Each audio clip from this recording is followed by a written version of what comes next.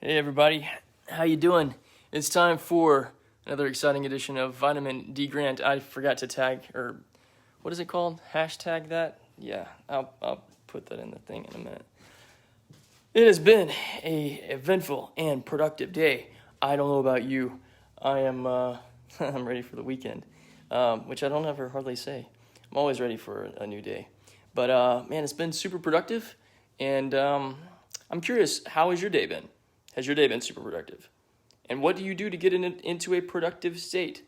I keep reading all this stuff about getting in peak state and being super, having a strong morning routine and having all these things. And I've got a strong morning routine. I wake up and do journaling and spend some time in meditation and go for a walk with God, drink a smoothie and read and do some other cool things. But I don't know that you necessarily have to have this one set routine that you do every day to get yourself in super peak mode. But if you do, I'd love to know what your peak routine is, because we can always learn from each other. Here's the thing I want to share with you today in terms of empowerment and encouragement. You are a Care Bear, and you might not even know it. And you might be doing the opposite of what Care Bears do, or I guess the mirrored opposite of what Care Bears do, because all of us do this. And what I mean by that is we are all projecting some kind of energy. Now, if you aren't familiar with Care Bears, which I can't imagine anybody that has never heard of that, but if you don't know, they're these cute little kind of bears that have little emblems on their stomach. And whatever their emblem is, it's a reflection of what their power is. And so what they do is they do a Care Bear stare. They project from themselves this light. And sometimes it's happiness. One guy is courage, one guy is love, or girl, I guess, joy, peace. There's all kinds of different, everyone has different powers. Now, what I mean by being a Care Bear is whatever it is that you've got going on inside of you, whatever your emotional state is, you can have, you can be projecting that energy or projecting that attitude out into other people or other situations, or you could go into a place, if you're having a really, really stressful time, you can be projecting your stress and projecting your tension and maybe even your anger or your frustration or your bitterness. It can come through in your communications. It can come through in your attitude. It can even just come through by just the atmosphere that you're creating internally and processing through, and other people can feel that. Myself being an empath, I can feel the emotions of other people, and there's times where I'll be in a room and suddenly I'll feel a ton of fear, and fear that I don't really wrestle with, but it'll just like hit me all of a sudden, and I'll feel this tension, and I'm like, what the crap is this? This isn't me, or why am I feeling this way? And I have to recognize that, oh, maybe I'm feeling somebody else's fear. And what it is it's people unconsciously projecting their stuff out. Now, the opposite of that is also true. If you operate out of joy, if you operate out of love, if you operate out of peace, and this is what I try to do everywhere I go, is be the peace in the room, be the joy in the room, be the encouragement and the empowerment, and be the love in the space, so that what I'm projecting out of me is love, it is encouragement, it is empowerment, and I'm not thinking about it. I'm not spending all my time up here overthinking about it. How do I do this thing? I want to make sure I do this thing. No. It's just a part of the way that I am. But I have to make sure that I stay in a strong emotional place.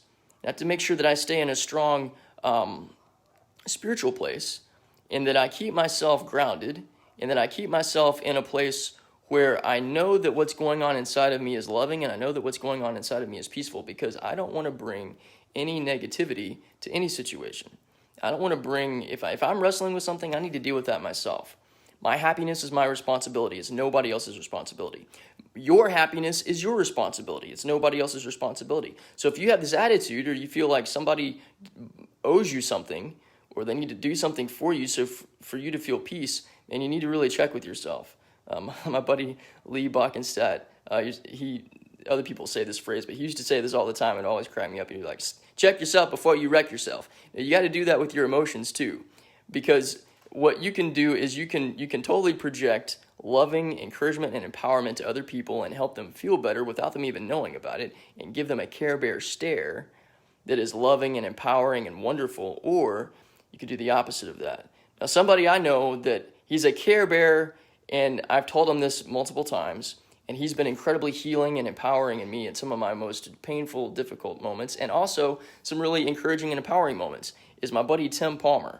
Tim has this incredible ability to, just by the way that he looks at you, you feel loved, and you feel joy, and you feel comforted, and you feel peace. Now, I know several other people that do this, and just by their presence, it exudes peace, it exudes joy, it exudes happiness, it exudes love.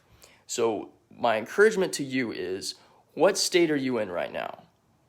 What state do you want to be in? And be mindful of what your attitude is, because whatever your attitude is, you're going to be projecting that in some way.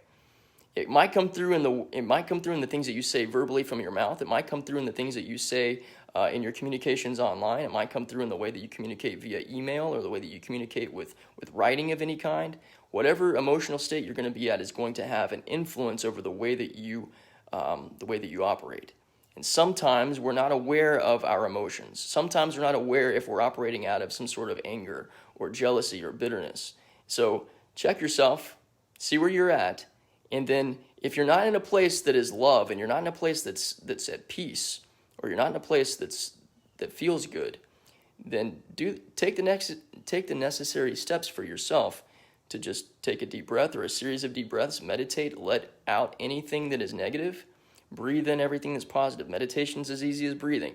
Breathe in the love that you want to feel. Breathe in the love that you want to experience. Breathe out anything that isn't love, and be conscious of that. And get yourself in a grounded place where you're operating out of your best self. Because when you do that, then you're going to be projecting that bestness to everybody else. I believe in you. I love you. Have a great day.